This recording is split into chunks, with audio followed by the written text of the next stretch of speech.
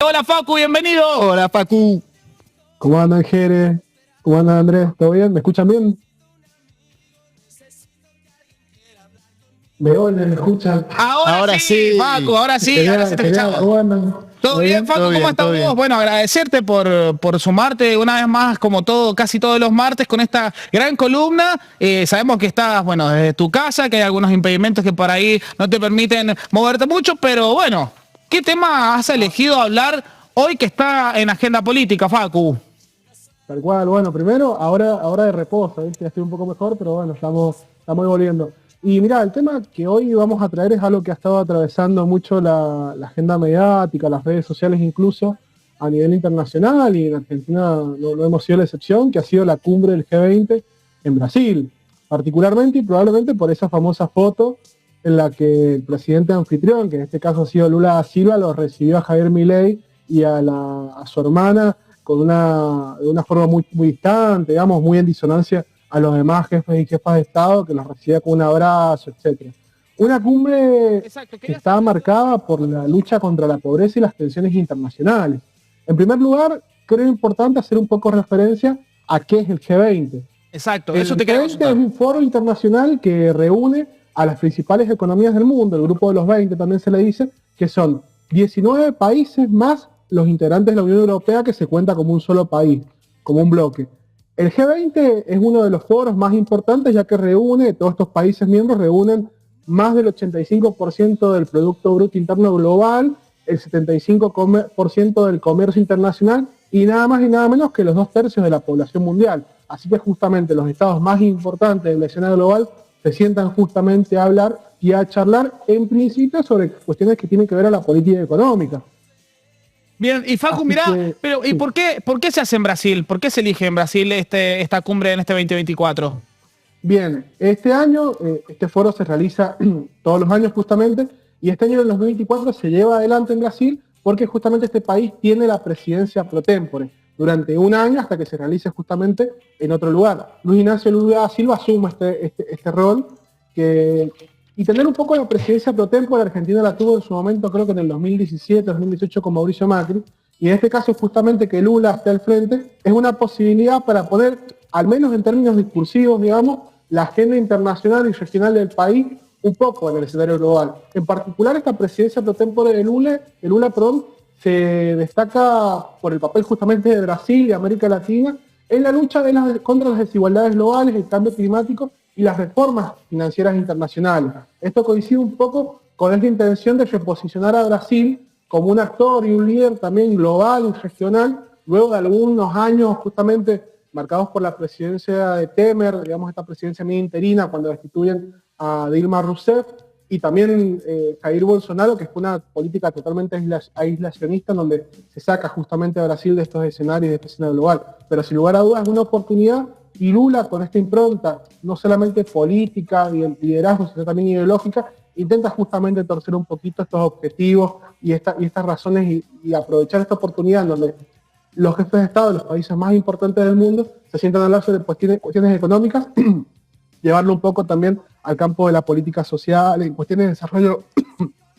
de sostenible, etcétera. Exacto, Facu, también había leído un poco que lo que eran las prioridades en agenda de esta cumbre del G20 era, por ejemplo, la inclusión social y la lucha por el hambre, una cuestión que también nos viene atravesando a todos mundialmente. También uno de los objetivos de estas prioridades en la gente que iban a ver era la transición energética como desarrollo sostenible justamente en aspectos sociales, en aspectos económicos y ambientales también, en este tiempo también que venimos, calculo yo, ¿no? Con tanta innovación dentro de la ciencia y las energías, y también iban a hablar un poco sobre las reformas institucionales de gobernanza a nivel mundial, a nivel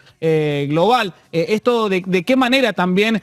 puede afectar un poco, o cómo lo podemos relacionar, Facu, también con lo que tiene que ver con la Argentina. Primero, Jere, tal como vos lo decís, son temas que están bastante en la agenda, son temas que los países y las potencias están discutiendo,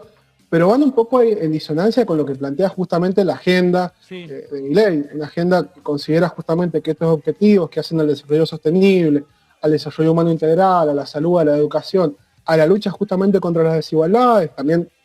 hay un tópico, digamos, dentro de la Agenda 2030, los objetivos de desarrollo sostenible que hablan de la equidad, de la igualdad de género, el respeto hacia las diversidades, que va totalmente en contraposición a lo que justamente el presidente Milei está planteando en su agenda de gobierno. Sin ir más lejos, podemos retroceder hace algunos días, semanas atrás, en este claro ejemplo del voto de Argentina en contra del reconocimiento. Fue el único país que votó en contra en la Asamblea de las Naciones Unidas, en contra del reconocimiento de los derechos a los pueblos originarios. Entonces justamente ahí hay un punto de tensión, pero destaca un poco esto que también vos decías, Lula, la propuesta de Lula y la presidencia de Lula, que la verdad que es destacable, aprovecha esta instancia, digamos,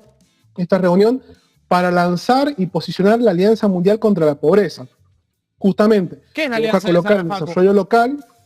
Sí, es una estrategia mundial y global que busca posicionar nuevamente el desarrollo integral como un eje de las políticas públicas internacionales. Nada más y nada menos que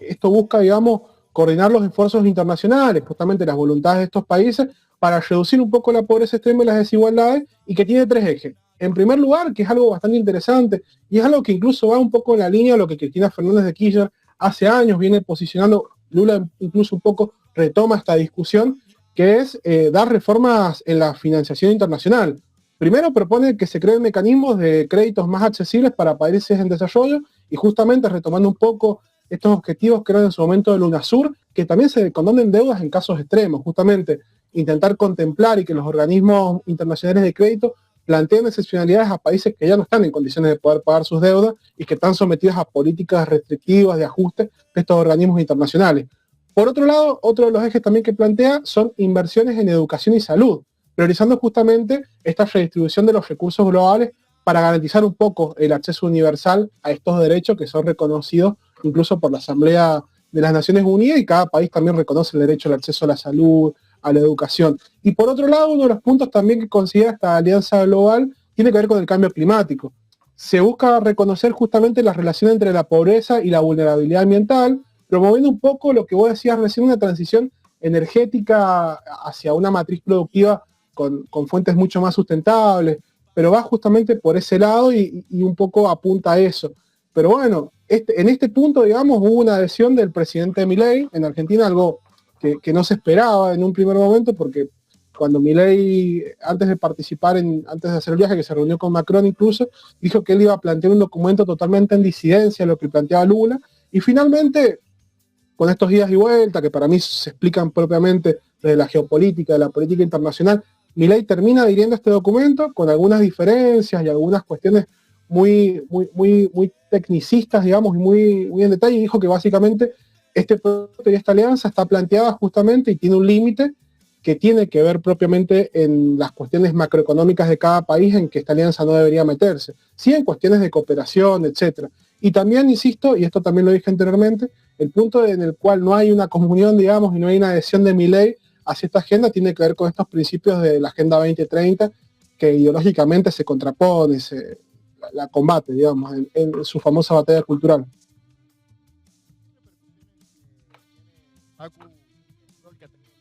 Organizador del G20 en la región, o qué repercusiones pensás vos que puede llegar a tener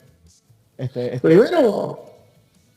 tal cual, creo que lo posiciona Lula nuevamente en la escena global. Es más, hay una foto ahí de Lula con el presidente de Chile, bueno, que ya está ahí un poco terminando su mandato, con la presidenta de México recién asumida, con una popularidad increíble, también con una ventana de oxígeno muy interesante en términos económicos, y también justamente con Lucho Arce, con algunos presidentes que hay una sintonía, y a uno le despierta, digamos, esta inquietud de decir, bueno, ¿qué se va a proponer justamente?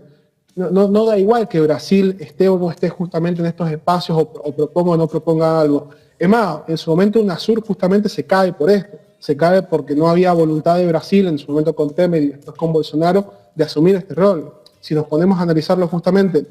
más lo que tiene que ver con Sudamérica, en este sentido México no juega tanto, digamos, en la política sudamericana, sí, más bien en la latinoamericana, el rol de Brasil es importante. Es importante porque también va a encontrar una adhesión, por ejemplo, en Uruguay, que este domingo hay elecciones y que probablemente el Frente Amplio vuelva a gobernar. Entonces es interesante lo que se puede ir sembrando, digamos, a nivel regional, justamente en que hay una nueva agenda progresista que venga a discutir contra esta nueva derecha que se ha instaurado en algunos países y que sigue muy latente y con un discurso muy beligerante, pero a la vez justamente que Brasil y que Lula asuma esta posición habla justamente de una vigencia todavía del discurso, de poder contrarrestar y poder discutir esa agenda que avance y que va a tener la adhesión de Trump en Estados Unidos también, nada más y nada menos. Se puede decir que también Javier Milei como próximo título fue enviado con algunas cuestiones políticas también por Donald Trump, el reciente electo presidente de los Estados Unidos, a esta cumbre, Facu.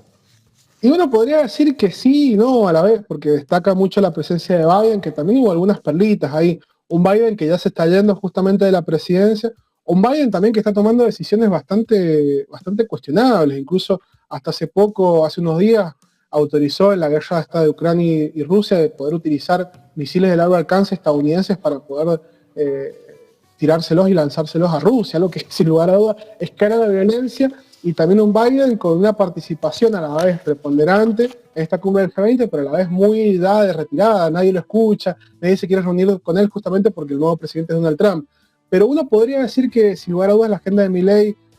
va muy en sintonía con la de Trump, pero a la vez no, porque justamente en cuestiones económicas Estados Unidos tiene una política y una decisión totalmente distinta. Estados Unidos es quien tiene más participación y que tiene un rol preponderante en estos organismos de crédito internacional, el FMI y el Banco Mundial justamente definen, Estados Unidos tiene un poder de incidencia grande y hay una lógica también que escapa justamente de lo ideológico, sino que tiene que ver con el sistema capitalista mundial, y que en ese sentido Estados Unidos a veces no se aleja tanto, digamos, de estas discusiones. Pero uno podría decir que sí, va en esta cuestión de la batalla cultural muy en la línea de lo que plantea Trump, pero a la vez tampoco es que la agenda de Trump va en ese sentido, digamos, de llevarse puestos estos organismos, ni llevarse puesto justamente una política internacional que ya está instaurada y aceitada en las cuestiones de crédito. ¿Puede ser positivo la integración de lo que es a esta cumbre por primera vez la Unión Africana al G20, Facu? Y sí, sin lugar a dudas, empieza a tener justamente incidencia. Recordemos que todo Sudáfrica, la India, todos estos actores que históricamente han estado un poco relegados en las cuestiones de integración hacen justamente y aportan. Y particularmente este rol, acordate vos,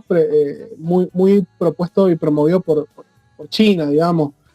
Incluso lo vemos que se condensa justamente en los BRICS, en algunos esquemas de integración que escapan al rol de Estados Unidos, en donde empiezan estos países a tener una preponderancia fuerte. Algo importante también que me olvidé de decirlo, para Argentina, pese a estas posiciones de Milei y estas discusiones y esta apatía que hay entre Milei y Lula da Silva, nuestro país ha logrado algo muy interesante, algo muy importante. Se firmó un acuerdo entre el ministro de Energía de Brasil, en el marco justamente de estas reuniones del G20, entre el ministro de Economía de Argentina y el ministro de Economía de Brasil, para empezar a exportar y venderle a Brasil justamente gas de vaca muerta, algo que sin lugar a dudas ayuda mucho a las arcas públicas, al ingreso de divisas, y algo también que nos da la pauta de que Lula no solamente plantea una discusión ideológica, sino que también actúa el proceso de una manera política, porque esto justamente, que comprarnos gas a Argentina es una posición política que trasciende las esferas ideológicas, y en ese sentido es bastante interesante y llama mucho la atención este rol, digamos, y estas decisiones y esta muñeca de Lula para seguir manteniendo y seguir fortaleciendo las relaciones económicas y bilaterales con Argentina.